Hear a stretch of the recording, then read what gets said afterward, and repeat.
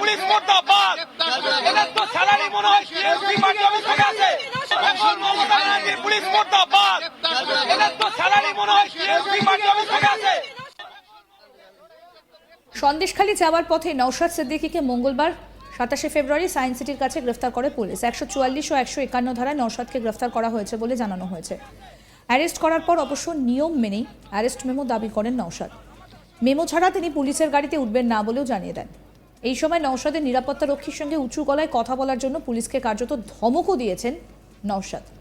শুনুন কি বলছেন আইএসএফ বিধায়ক নওশাদ সিদ্দিকী। আপনার অফিসার আমার অফিস আমার চিল্লাবে আমি চুপ থাকবো। আপনার অফিসার আমার অফিস আমার চিল্লাবে আমি চুপ থাকবো। এই সময় নওশাদকে বলতে শোনা যায় তিনি আদৌ 144 ধারা ভাঙেননি। এরপর কার্যত ধাক্কা দিয়ে নওশাদকে গাড়িতে তোলা হয়। আর গাড়িতে ওঠার সময় নওশাদ বলে ওঠেন, মমতা ব্যানার্জির পুলিশ মুর্দাবাদ। তৃণমূলের অ্যাকাউন্ট থেকেই পুলিশের মাইনে হয়। শুনুন। পুলিশ মুর্দাবাদ। এদের তো স্যালারি মনে হয় সিএসপি পার্টি অফিস থেকে আছে। মমতা ব্যানার্জির পুলিশ মুর্দাবাদ। এদের তো স্যালারি মনে হয় সিএসপি পার্টি অফিস থেকে আছে। মমতা ব্যানার্জির পুলিশ মুর্দাবাদ। এদের তো স্যালারি মনে হয় সিএসপি পার্টি অফিস থেকে আছে।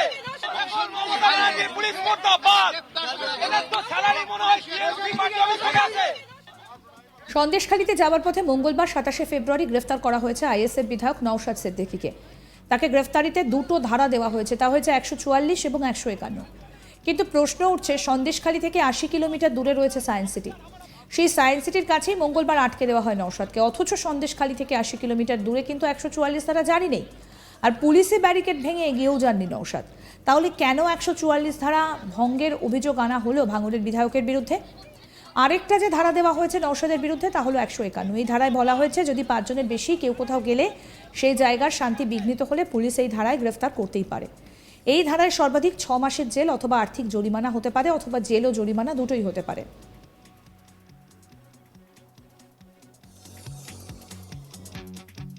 আসুন শোনাই কি বলছেন আইএসএফ বিধায়ক নওশাদ সিদ্দিকী। কোন গ্রাউন্ডে অ্যারেস্ট করে সেটা দেখাতে হবে। কোন গ্রাউন্ডে অ্যারেস্ট করে দেখাতে হবে। আমার তো মনে হয় এখানে পুলিশ অফিসার যারা আছেন বা যারা এই বিগত 5 তারিখের পর থেকে তৃণমূলের নেতায় পরিণত হয়েছেন, এদের স্যালারি অ্যাকাউন্টে বা স্যালারি আমার মনে হয় হয়তো তৃণমূল কংগ্রেসের অ্যাকাউন্ট থেকে টাকা এদের দিচ্ছে, যেভাবে আচরণটা করছে। এই বিষয়ে একের পর এক তোপ দেখেছেন নওশাদ সিদ্দিকী। তিনি বলছেন তাকে কোন ধারায় অ্যারেস্ট করা হচ্ছে সেটাও তিনি জানতে চান। শুনুন কি বলছেন।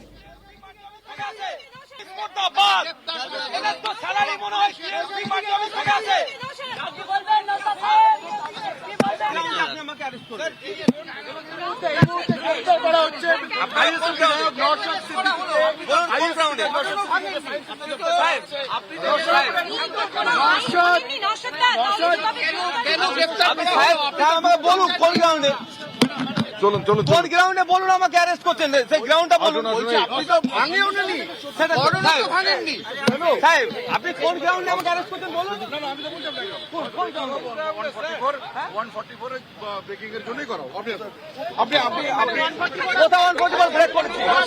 কোথায় করছি আপনি বলুন।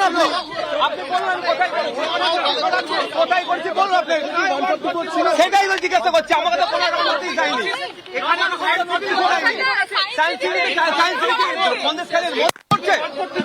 আপনারা কি থানাশাই করলে চলবে নাকি? আপনাদের আপনারা কত কার্যকারিতা করবেন?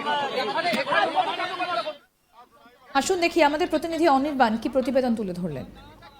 এই মুহূর্তে নওশাদ সিদ্দিকী তাকে কিন্তু ইতিমধ্যেই একেবারে গ্রেফতার করা হলো এবং সেটাকে বলা হয় প্রিভেন্টিভ অ্যারেস্ট। সেই প্রিভেন্টিভ অ্যারেস্ট কিন্তু কলকাতা পুলিশের তরফে করা হয়েছে এবং প্রায় 62 কিলোমিটার দূর সায়েন্স সিটি সন্দেশখালী থেকে 62 কিলোমিটার দূর নওশাদ সিদ্দিকীর আজ দুটি কর্মসূচি ছিল। এক ছিল সন্দেশখালী যাওয়া এবং দ্বিতীয়টি হলো অবশ্যই তার বাসন্তীতে একটি সভা ছিল এবং এই দুটি সভাই কিন্তু তিনি করতে পারবেন না এই মুহূর্তে, কারণ এই মুহূর্তে দাঁড়িয়ে একেবারে কলকাতা শহরের বুকে বাসন্তী হাইওয়ের আগে ঠিক সায়েন্স সিটির পাশে কিন্তু এই মুহূর্তে Naushad Siddiqui ISF MLA ISF বিধায়ক তাকে কিন্তু গ্রেফতার করা হলো এবং ইতিমধ্যেই যেটাকে বলা হয় যে এর আগেও আমরা এমন চিত্র কিন্তু দেখেছিলাম।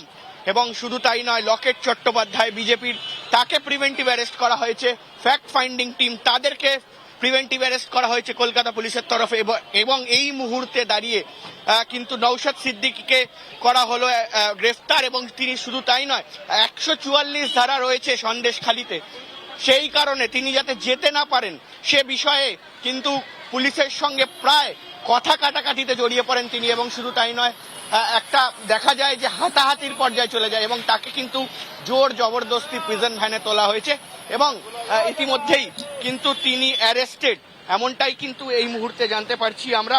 এবং এই মুহূর্তে দাঁড়িয়ে একবার এই চিত্রটা দেখাবো যে কোথাও গিয়ে পুলিশ মোতায়েন করা হয়েছিল, অনেকক্ষণ ধরে রাস্তা বন্ধ করে দেওয়া হয়েছিল এবং তাকে গাড়ি থেকে নামানো হয় এবং নামানোর পর কিন্তু পুলিশের সঙ্গে তিনি কথা বলেন এবং পুলিশের থেকে কিন্তু আইএসএফ বিধায়ক নওশাদ সিদ্দিকী তিনি জানতে চান এবং তারপর ইতিমধ্যেই কিন্তু তাকে অ্যারেস্ট করে একদম সরাসরি লালবাজারে নিয়ে যাওয়া হয়েছে এবং নওশাদ সিদ্দিকী আইএসএফ বিধায়ক, তাকে কিন্তু এই মুহূর্তে লালবাজারে নিয়ে চলে যাওয়া হয়েছে এবং আর কিছুক্ষণের মধ্যেই কিন্তু এই রাস্তা খুলে দেওয়া হবে শুধুমাত্র নওশাদ সিদ্দিকীকে আটকানোর জন্য। সায়েন্স সিটি থেকে বাসন্তী হাইওয়ে যেটা, সেই রাস্তা বন্ধ করে দেওয়া হয়েছিল এবং আমরা দেখলাম যে কিভাবে হাতাহাতি হলো পুলিশের সঙ্গে এবং কোনো রকম নোটিশ তাকে দেওয়া হয়নি, তিনি এমনটা বলছেন। এবং শুধু তাই নয়, তিনি কিন্তু অনেক ধরনের পুলিশের বিরুদ্ধে কথাও বলতে শোনা যায়, কারণ তাকে কিন্তু কোনো রকম কারণ দেখানো হয়নি। কারণ তিনি জানতে চাইলে একটাই কথা বলা হয় যে 144 ধারা, সেই 144 ধারা জারি রয়েছে সন্দেশখালীতে এবং তাকে সন্দেশখালী যেতে দেওয়া হবে না। তিনি কিন্তু ইতিমধ্যেই আমরা দেখেছি যে তিনি বারে বারে বলেন, পুলিশদের অনুরোধ করেন এবং পুলিশকে অনুরোধ করেন যে তাকে যাতে সন্দেশখালী যদি নাই যেতে দেওয়া হয়, যদি 144 ধারা থাকে, তাহলে কোথাও গিয়ে বাসন্তীর যে সভা, যেই সভা, দুটি সভা এই মুহূর্তে ছিল, সন্দেশখালী যাওয়ার একটি কর্মসূচি ছিল, তার পাশাপাশি বাসন্তীতে একটি আইএসএফ এর সভা ছিল।